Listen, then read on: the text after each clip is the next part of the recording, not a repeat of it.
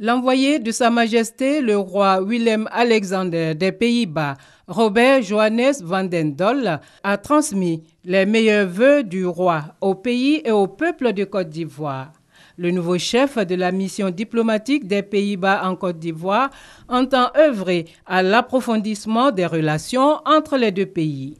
J'ai assuré Son Excellence de la pleine volonté des Pays-Bas d'entretenir et intensifier notre partenariat pour poursuivre la croissance économique et sa durabilité, notamment visant à la lutte contre la déforestation, la promotion de la production durable de cacao, ainsi que la volonté de réduire le niveau de pollutants dans les carburants en Côte d'Ivoire. Diplômé de l'université d'Erasmus de Rotterdam, Robert Johannes van den Dolle était précédemment ambassadeur du Royaume des Pays-Bas à Juba.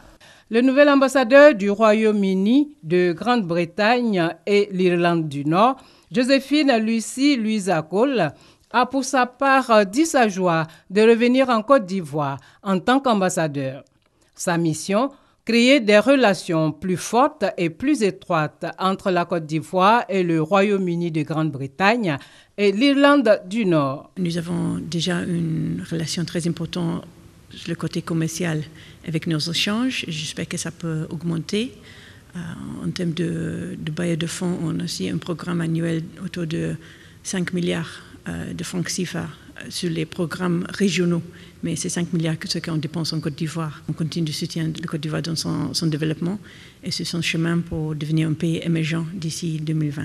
L'ambassadeur de l'État d'Israël, Eli Ben-Toura, a également présenté ce jeudi ses lettres de créance au président de la République, Alassane Ouattara.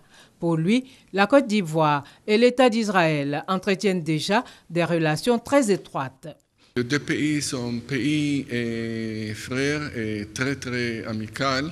Les relations sont très étroites et j'ai promis au président de renforcer les relations entre les deux pays, surtout dans le domaine du développement. Titulaire d'un PhD en administration publique de l'Université de Haïfa, Eli Ben-Toura a servi de 2015 à ce jour en République démocratique du Congo, au Congo, au Gabon, en Gambie et à Madagascar. Abdelmalek Kettani est le nouvel ambassadeur extraordinaire et plénipotentiaire du Royaume du Maroc près la République de Côte d'Ivoire. Le représentant de Sa Majesté Mohamed VI, roi du Maroc, s'est félicité des relations soutenues et fraternelles que les deux pays entretiennent depuis 60 ans. Nous avons d'excellentes relations avec la Côte d'Ivoire, on s'en félicite. Et aujourd'hui, ma nomination est là pour souligner encore une fois cette relation excellente, mais aussi pour porter plus avant les projets initiés par le Maroc en Côte d'Ivoire, les projets économiques et sociaux dont la nature est de porter encore plus haut la relation entre nos deux pays respectifs. Précédemment directeur général du groupe Dalia Développement, Abdelmalek Kettani est diplômé de HEC et de l'université Georgetown de Washington. Présentant ses lettres de créance au chef de l'État, l'ambassadeur de la République tunisienne Mohamed Naoufel Labidi a salué la stabilité et les performances économiques de la Côte d'Ivoire.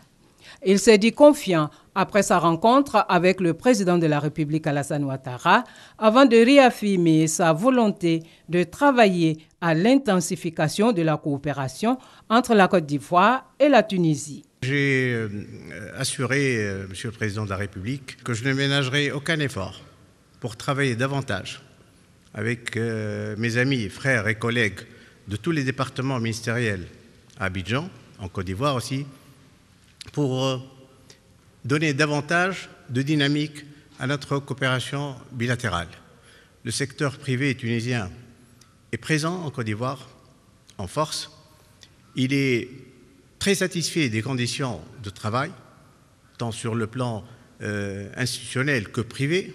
Tout comme les autres ambassadeurs, Mohamed Naoufel Labidi a félicité le chef de l'État pour la parfaite organisation du référendum et des législatives du 18 décembre.